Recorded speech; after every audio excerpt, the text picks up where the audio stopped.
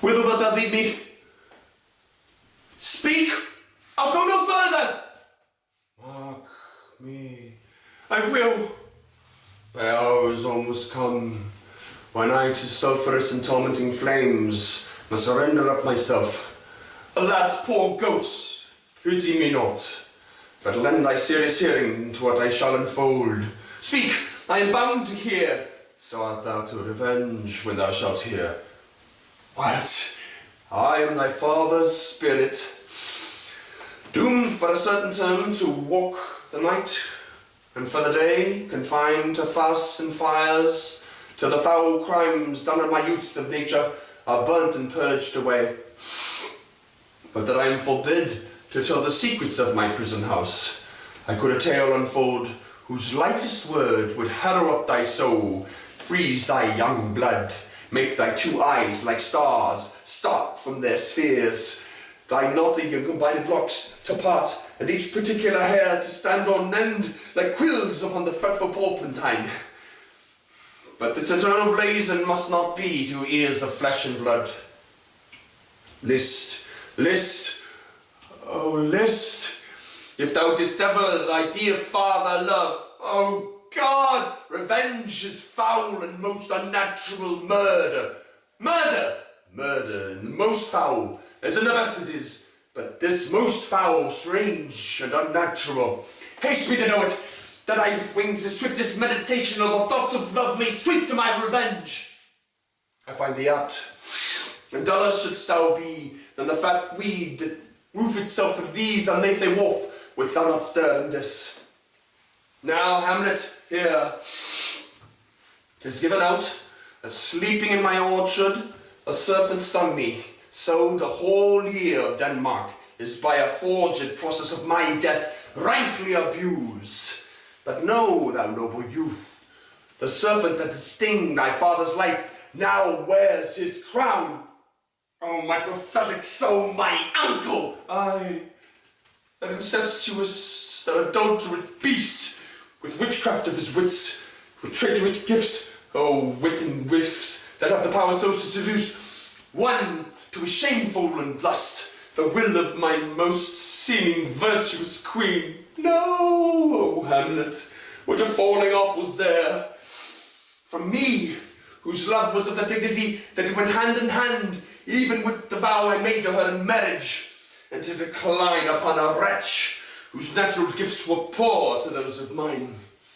But virtue, as it never will be moved, though lewdness caught it in the shape of heaven, so lust, though to a radiant angel linked, will sate itself in a celestial bed and prey on garbage. But soft, methinks I scent the morning air. Brief let me be, sleeping with my orchard, my custom always in the afternoon. Upon my secure hour, thy uncle stole, with juice of cursed heaven on in a vial, and in the porches of mine ears did pour the leprous distilment, whose effect holds such an enmity with blood of man, that swift as quicksilver it courses through the natural gates and alleys of my body, and with a sudden vigour doth posset and curd, like eager droppings into milk, or thin and wholesome blood. So did it mine. In a most instant tetter, barked about, most leather-like, with vile and loathsome crest, oh, my smooth body. Thus was I, sleeping, by a brother's hand, of life, of crown, of queen, at once dispatched, cut off, even in the blossoms of my sin, unhouselled, disappointed, unannealed, no reckoning made, but sent to my account with all my imperfections on my head. Oh, horrible! Oh, horrible! Most horrible! If thou hast nature in thee, bear it not. Let not the royal bed of Denmark be a couch for luxury and damned incest. But howsoever thou pursuest this act, taint not thy mind, nor let thy soul contrive against thy mother aught. Leave her to heaven, and to those thorns that in her bosom lodged, to prick and sting her. Fare thee well at once. The glowworm shows the matin to be near, and gins to pale his ineffectual fire. Adieu, adieu, Hamlet, remember me.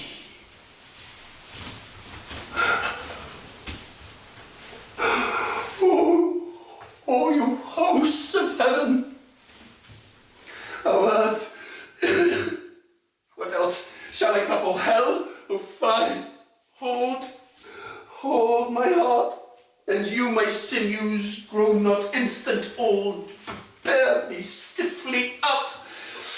Remember thee, aye, thou poor ghost, whilst memory holds a seat in this distracted globe.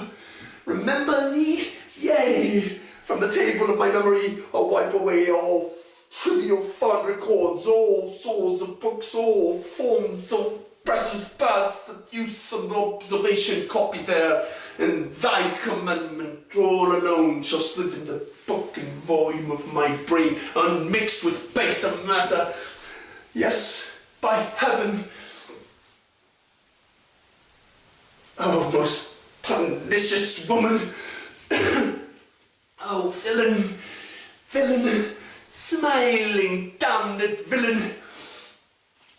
My tables, meet it as I set it down, that one may smile, and be a villain. At least I am sure it may be so in Denmark. So, uncle, there you are. Now to my word. It is adieu, adieu.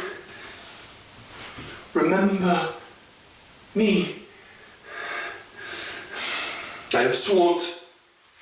My lord, Lord Hamlet, heaven secure him. So be it. Hello, my lord. Hello. Oh. Boy, come. How is my noble lord? What news, my lord? Oh, wonderful. Good, my lord, tell it. No, you will reveal it. Not I, my lord, by heaven, nor I, my lord. How say you then? Would heart of man once think it? But you be secret? I, by heaven, my lord. There's no villain dwelling in all Denmark, but he's an arrant knave. That means no ghost, my lord, come from the grave to tell us this. By right, you're right. And so, without more circumstance at all, I hold it fit that we shake hands apart. You as your business and desires require you, as every man hath business and desire, such as it is. And for my own poor part, look you, I'll go pray. These are but wild and worldly words, my lord. I'm sorry they offend you heartily, yes, very heartily. There's no offence, my lord, yes, by St. Patrick, but there is Horatio, and much offence too. Touching this vision here, it is an honest ghost, that let me tell you. For your desire to know what is between us, or mass it as you may. And now, good friends, as you are friends, scholars and soldiers, give me one poor request. What is my noble lord? We will never make known what you have seen tonight, my lord. We will not, nay, but swear it. In faith, my lord, not I, nor I, my lord. In faith, upon my sword. We have sworn, my lord, already. Indeed, and on my sword, indeed. Swear. Boy, says so? Art thou true, Benny? Come on, you hear this fellow in his cellar, it's consent to swear. I propose the oath, my lord, never to speak of this that you have seen. Swear by my sword.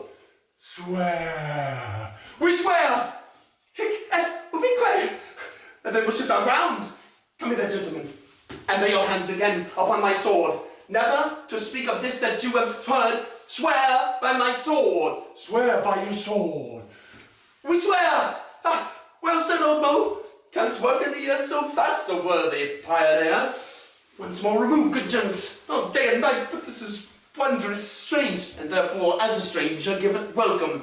There are more things in heaven and earth than Horatio than are dreamt of in our philosophy. But come here as before, never so help you mercy, how strange or odd So I bear myself as I perchance hereafter shall think meet to put an antic disposition on, that you at such times seeing me never shall with arms uncovered thus, or thus head shaped, or by pronouncing of some doubtful phrases, where we know, or we could if we would, or if we list to speak, or there be, and if they might, or such ambiguous giving out to note that you know ought to be, this not to do. So grace and mercy at your most need help you swear, swear. We swear. Rest, rest, perturbed spirit. So, gentlemen, with all my love, I do commend me to you. And what so poor a man as Hamlet is may do to express his love and friending to you, God willing, shall not lack. Let us go in together, and still your fingers on your lips I pray. The time is out of joint. No cursed spite, that ever I was born to set it right. Nay, come, let's go together.